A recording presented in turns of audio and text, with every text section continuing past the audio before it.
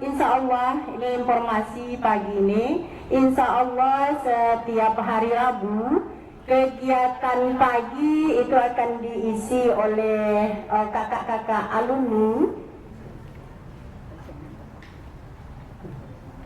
Insya Allah hari ini Rabu, minggu berikutnya mungkin hari Senin itu akan diisi oleh kakak-kakak alumni yang akan menyampaikan informasi, motivasi, dan juga akan membagikan ilmu pengetahuan dan keterampilannya sebagai persiapan bagi Anda. Mungkin izin ibu bapak ibu semua dan adik-adik, saya lepas masker boleh ya? Nah, kalau gitu mungkin udah kelihatan wajahnya. Adik-adik yang ada di sini mungkin, oh belum, sorry, ternyata ada yang di belakang. Ya, baik, saya buka dulu ya, kurang afdol rasanya. Assalamualaikum warahmatullahi wabarakatuh. Waalaikumsalam warahmatullahi wabarakatuh.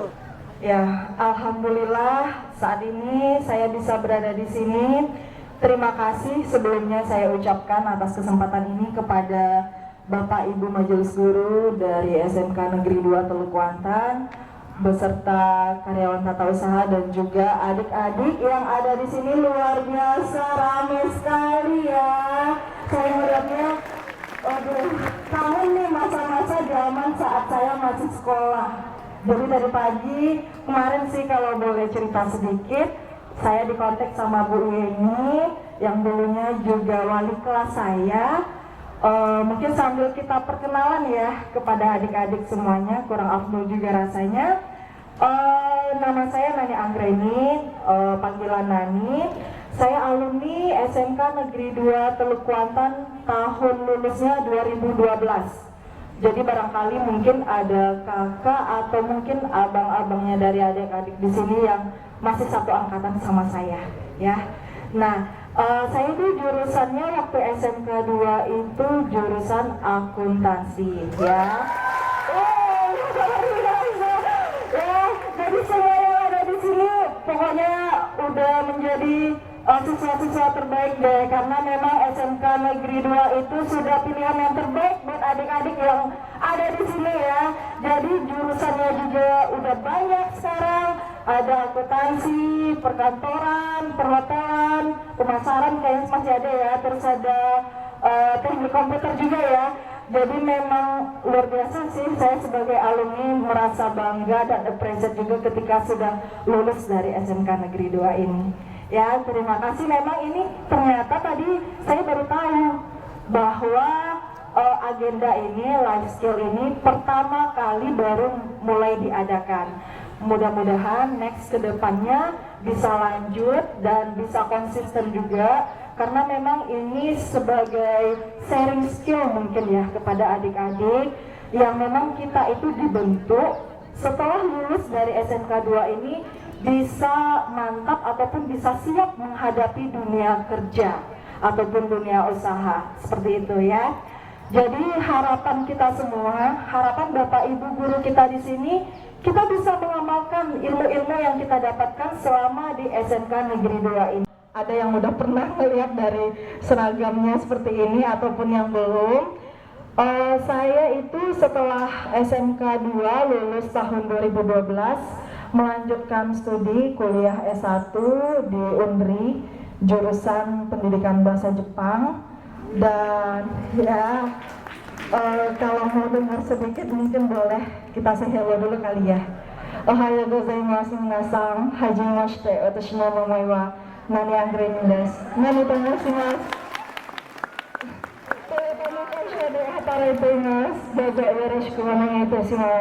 Kalau kita tamat SMK bisa kuliah itu adalah bonusnya.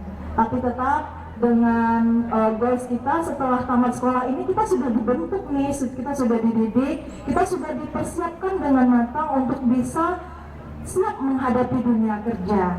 Jadi untuk sharing pagi ini kepada adik-adik semua yang ada di sini, saya bekerja itu sudah sekitar memasuki 5 tahun ya.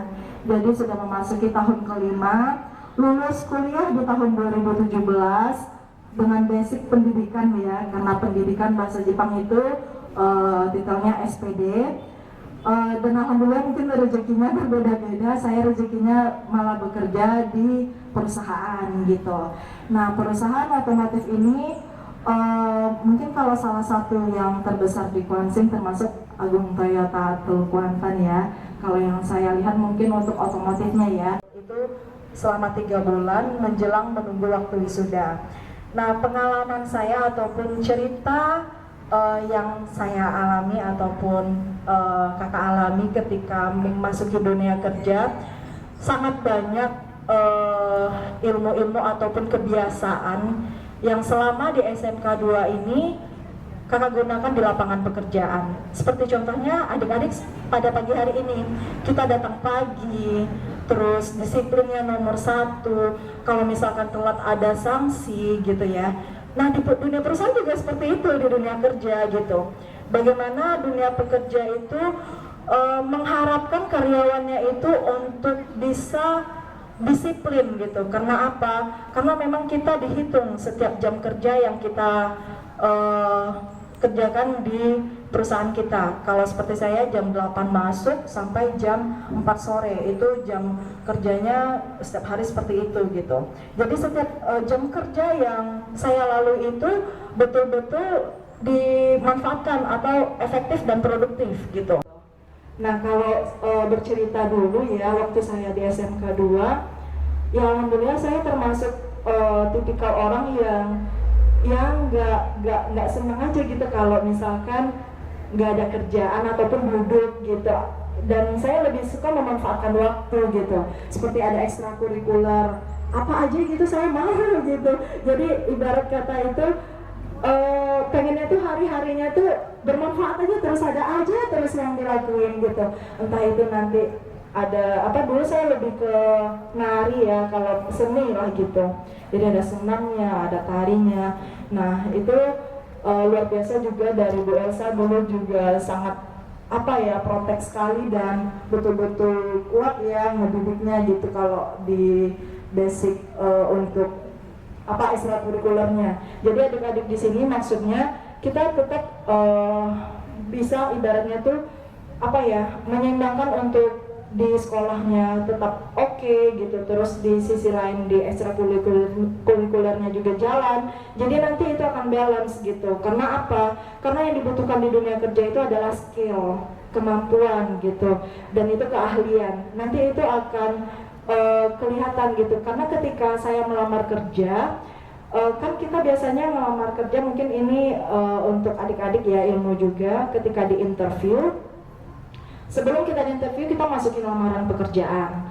Nah di situ kita tertera tuh latar belakang pendidikan kita apa. Terus mungkin untuk tambahan-tambahan yang lainnya apa aja sih aktivitas-aktivitas yang udah kita lakukan, seperti misalkan nih kita dapat prestasi apa gitu. Nah kita cantumin aja ketika kita ngelamar pekerjaan. Karena apa? Itu menjadi poin plus kita ketika kita melamar pekerjaan gitu. Jadi ini akan menjadi poin yang akan dinilai oleh atasan ketika kita melamar pekerjaan. Jadi atasan ini akan melihat, wah ternyata anak ini aktif ya, oh ternyata banyak loh yang diikutinnya, dia aktif di sini gitu. Itu akan menjadi poin plus kita ketika kita bersaing dengan teman-teman yang lain. Masih statusnya magang. Jadi ibarat kata kalau di perusahaan, mungkin lebih tepatnya kalau di perusahaan tempat saya bekerja sekarang ya, kita itu dikasih waktu dulu masa tenggang selama 3 bulan itu untuk magang. Jadi belum dikontrak untuk pertamanya. Jadi 3 magang ini adalah masa untuk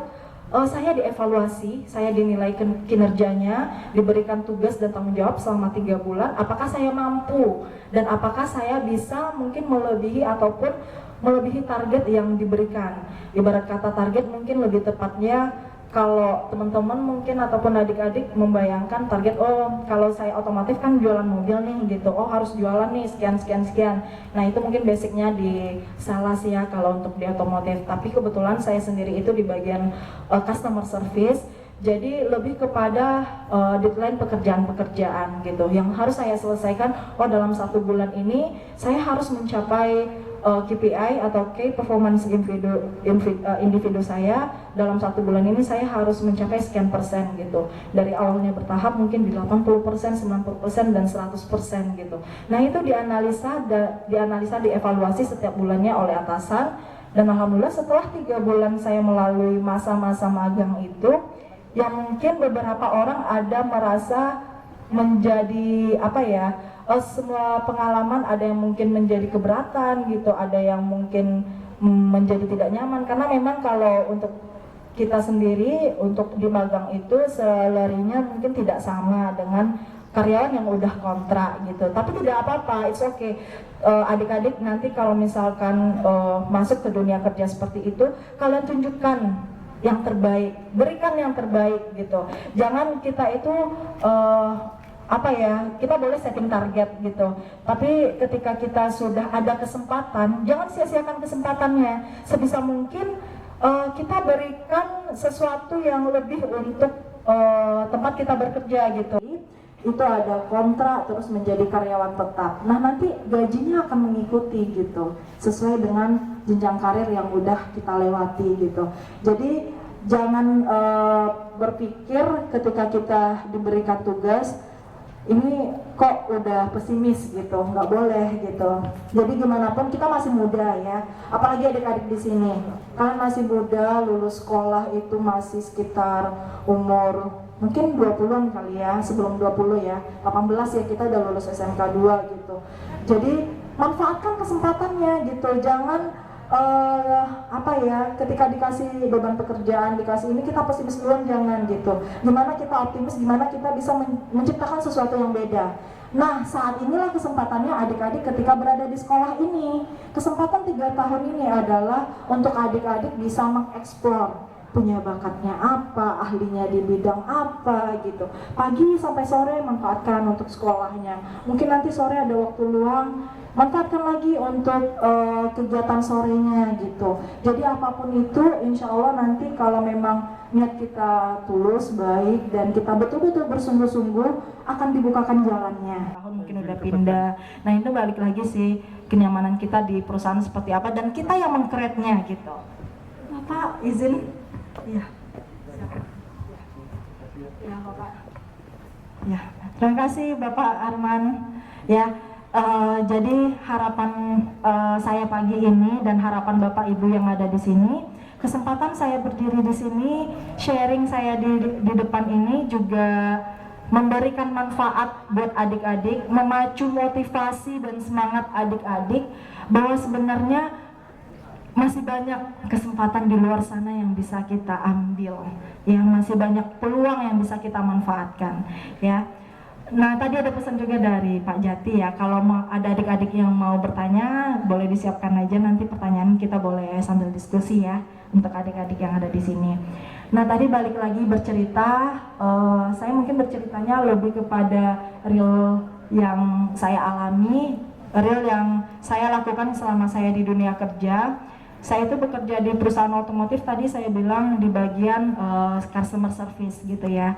Jadi kalau di perusahaan otomotif itu sendiri kita terbagi dari beberapa divisi gitu. Jadi kalau di sini di perusahaan saya itu ada 3 divisi, ada divisi sales, after sales, dan finance gitu.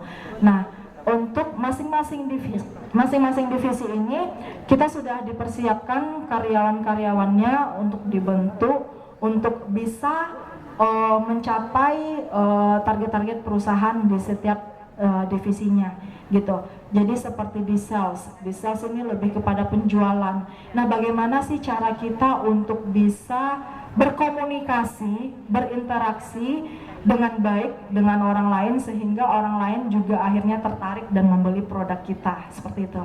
Nah kalau untuk di after sales ini, namanya after sales berarti ini lebih kepada divisi yang setelah penjualan, setelah pekerjaannya itu setelah penjualan gitu ya.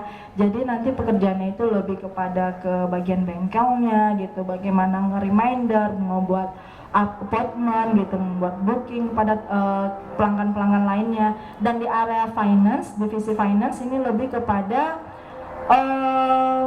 apa ya, karena finance ini accounting ya, accounting perkantoran seperti itu, jadi lebih kepada laporan-laporan perusahaan. Nah itu untuk divisi finance-nya. Nah dari 3 divisi ini bagaimana sih caranya kita berkolaborasi? Karena tadi poin yang saya sampaikan ada disiplin ya, terus ada apa ya, untuk disiplin poin yang pertama, terus attitude itu juga sangat penting untuk kita ketika kita memasuki dunia kerja. Kenapa saya bilang attitude menjadi penilaian juga? Karena kita ya di dunia pekerjaan itu orang hebat, orang pintar, orang mampu pun banyak gitu ya. Tapi kalau kita bisa menjaga attitude kita dengan baik, kita bisa menghargai, kita bisa saling menghormati, kita juga bisa respect gitu. Nah itu balik lagi ke kebiasaan kita masing-masing.